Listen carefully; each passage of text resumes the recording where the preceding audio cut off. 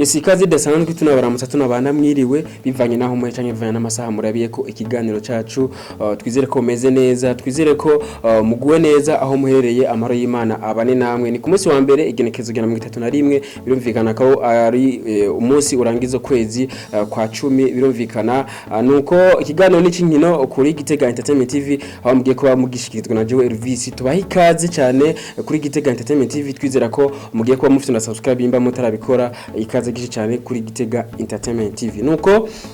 turaza guhera umupira w'amaguru birumvikana ko cyicaro ca kabiri aho ubona ko bageze ku ndwi yabo igira kane y'inkino turaza kuba tubigaruka ko tubabwire uko inkino bagiye baratsindatsindana guhera ku munsi wa kane aho bagiye basubira mu kibuga ku rundi ruhande turaza kubabwira muri Coupe de Zero canke igikombe citiriwe incungu ni umupira w'amaboko volleyball turaza kuba tubabwira ko inkino zagiye kuba zisozegwa ku munsi wejo aho ubona ko vyari bimeze neza mu gisagara ca Bujumbura nuko turaza kubabwira mu ntamba mu rugamba haba umupira w'amaboko handball ku batarenze imyaka 18 aho ubona ko mu gihugu ca Kenya ariho bari bagiye gukina zino nkino tuza kuba tubigaruka ko na ku rundi ruhande ni muri ntamba mu rugamba ku mupira w'amaguru ku batarenze imyaka 20 aho ubona ko nabone bagiye kuba bakina muri zino nkino za Sekafa z'abatarenze imyaka 20 mu ntumbero yo kurondera itike kwitabira igikombe ca kane 2023 kizobera mu Misiri nuko turaza kuba tubigaruka ko tubabwire uko vyagiye biragenda nayo ku rundi ruhande ni muri basketball aho bona ko urunani rwagiye kuba ruserukira uburundi mu nkino za World Football canke World 2 Basketball Africa League aho bona ko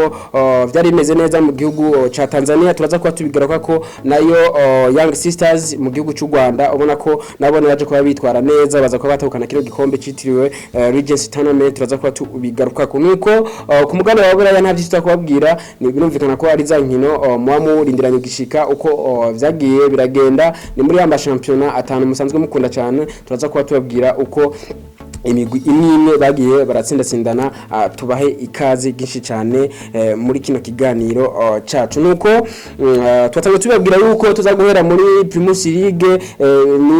ni cicaro ca kabiri birumvikana ko ubona ko ku munsi wa kane muri Pool A Tel Aviv yari kiratsinda no mugwi wa Legends Athletic igitsindo kimwe ku busa Flambeau ubu mu yari kiratsinda no mugwi Academy de Ira igitsindo kimwe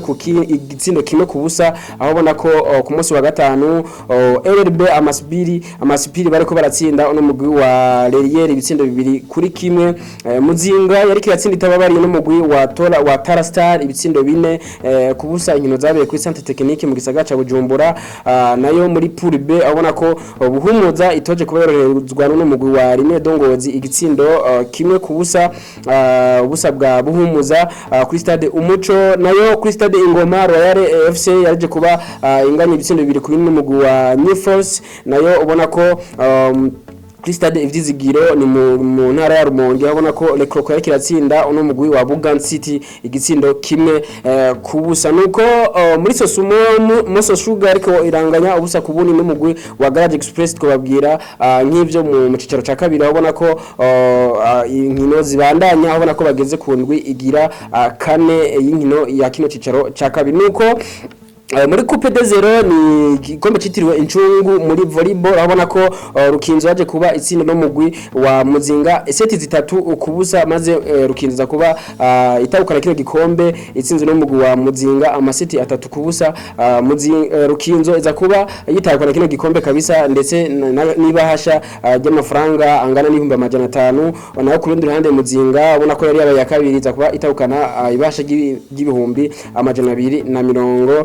itanu nuko aha ni ku ruhande rw'abagabo no ku ruhande rw'abadamu ubona ko GLC yari kiratsinda no Muzinga amaseti 3-1 ya Muzinga birumvikana ko GLC yaje kubona none itakana kino gikombe ku ruhande rw'abigeme nuko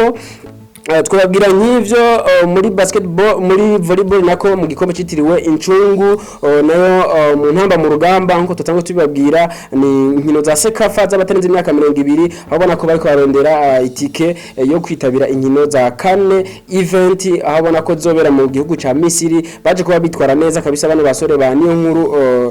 Gustave abona ko yaje kuba yifashisha kabisa abakinyi bameze neza maze aza kubatahukana intsinzi ibitsindo 5 mu gutsinda uno mugwi wa Djibouti ubona ko byari bimeze neza nuko avuga ati nejo ku munsi wejo ni kuvuga kuri no wa mbere itariki imwe ukwezi kwa 11 ubona ko bazoba bakina none mugwi wa Sud Sudan canke Sudani y'Epfo ubona ko bazokina urukino rugira kabiri avuga ati twe nejo tuyiteguye gutsinda n'urukino rwa Sud Sudan kuko twiteguye bihagije nuko amahirwe masa kunamba mu rugamba z'abatenze imyaka 20 murumva ko bagiye bitwara neza kabisa muri zino nkino za Sekafa event nuko dutandukiye kubivugwa muri handball umupira w'amaboko handball ubona ko mu gihugu ca Kenya ono mugwi w'abatarenze imyaka 18 handball aje kuza utahukana kino gikombe ikino gikombe citiriwe IHF cha challenge trophy 2022 ubona ko vyari bimeze neza baje kuba kabisa batahukana kino gikombe mu gutsinda no mugwi serukira gihugu w'u Rwanda ibitsindo 40-37 muri kano karere ka zone 5 mumva ko bano basore intamba mu rugamba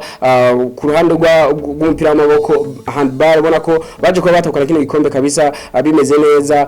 mu Burundi ubona ko baje kuba bitwara neza kabisa baza kuba bazana kino gikombe cha IHF Challenge Trophy 2022 ubona ko byari bimeze neza nuko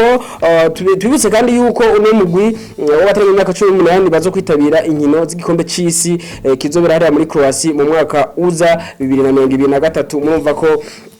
bimeze neza tubwire duti amahirwe masa mu gikombe c'isi kizotangura mu mwaka uza nuko muri basketball naho twabwira urunani rwaje kuba kabisa aruvitwaramo neza mu gutsinda inkino zose zitatu za World 2 Ball canke World 2 Basketball African League ubona ko vyari bimeze neza hariya mu gihugu ca Tanzania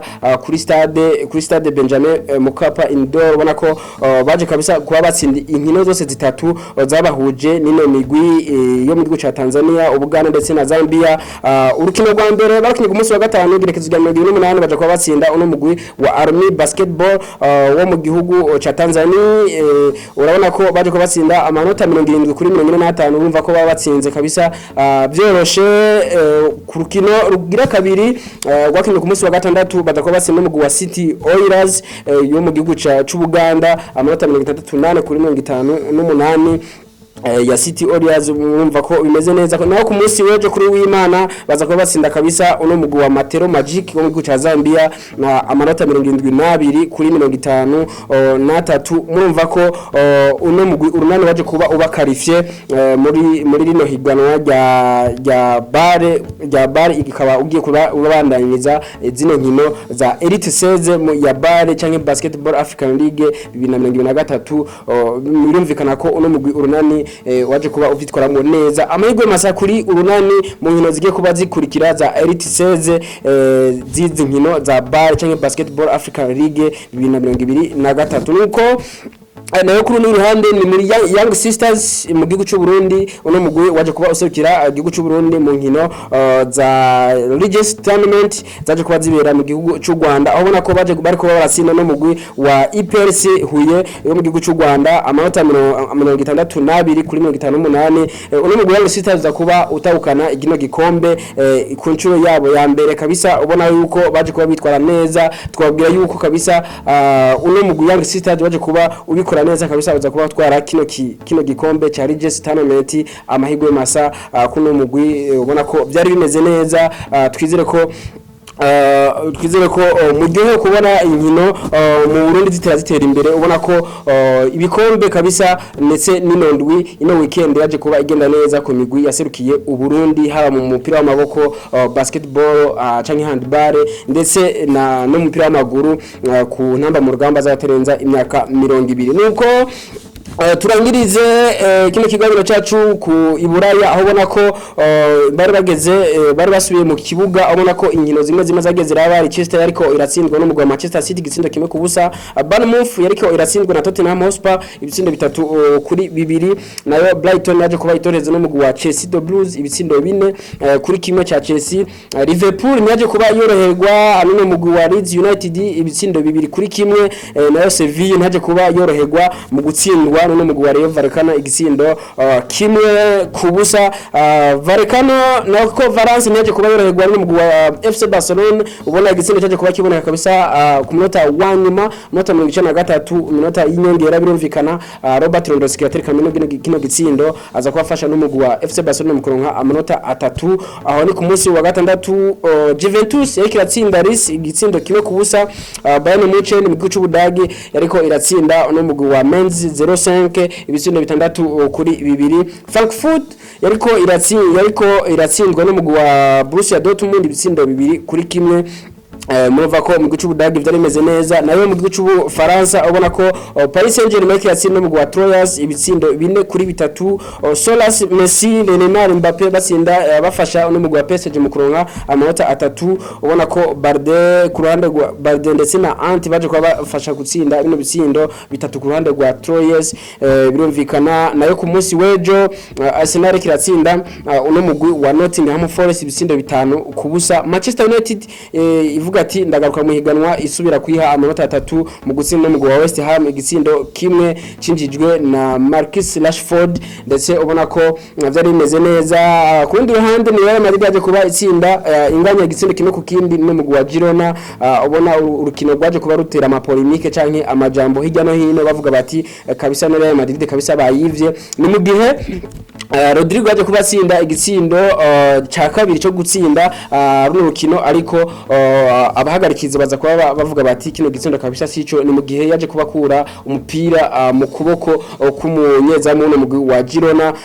Abahagarikiza baza kuba bavuga bati na kino kitsindo nitwocemera. Nuko Toni Kroos aronka ikarata yiwe itukura ya mbere kuva mu mateka yiwe akina mu mpira urukino kabisa, ubona ko gwari n'inguvu. Ubona ko na Toni Kroos aje kuba aronka ikarata ya mbere itukura mu mateka yiwe. Ni mu gihe n'urukino kabisa ubona ko gwavugishije benshi. Michel uno mugwi umunyaza uno mugwi wa Girona yaje kubavuga ati kabisa kiya gitsindo carico byukuri byaboneka yuko carico. Murumva ko runo rukino rwaje kuba ruvugisha abatari bake. Nuko tubashimire cyane mwebwe mwese mwabanye natwe, tubashimire cyane mwebwe mwese mudasiba gukurikirana ibiganiro byacu, tubashimire cyane mwebwe mwese mwahevye ivyo murimo kuva ku munota wa mbere wa kino kiganiro gushika kuno munota ngiye kuba ndabasezerera ko twizere ko mugiye kubandanya mugubwa neza, ndetse tunabifuriza n'umugisha, tunabifuriza ibihe vyiza, Imana y'amafaranga byose muri gwa rukundo byose mu cubahiro c'Imana. Ciao ciao.